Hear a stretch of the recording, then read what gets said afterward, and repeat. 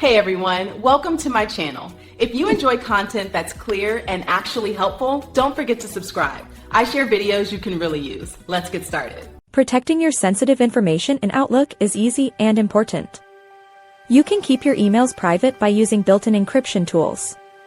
First, open a new message and look for the Options tab at the top of your screen. Click on the Encrypt button to see your choices.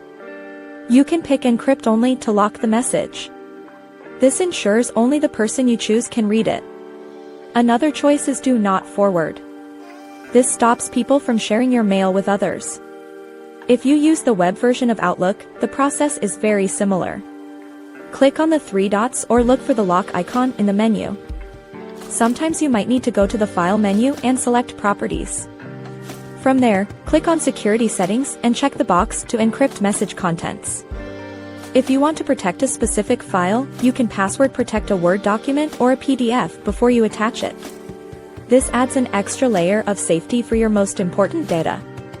Make sure your recipient knows how to access the secure mail. They might need to sign in or use a one-time passcode. Using these features helps prevent hackers from seeing your private business. It also keeps your personal details safe from prying eyes. Remember that encryption works best when both people use updated software.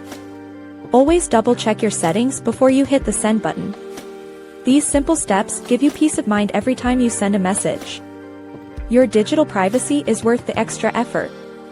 Now you know how to secure your Outlook communications quickly and effectively. Thanks so much for watching. If you liked the video, tap the thumbs up, hit subscribe, and ring the bell so you don't miss anything new. See you next time.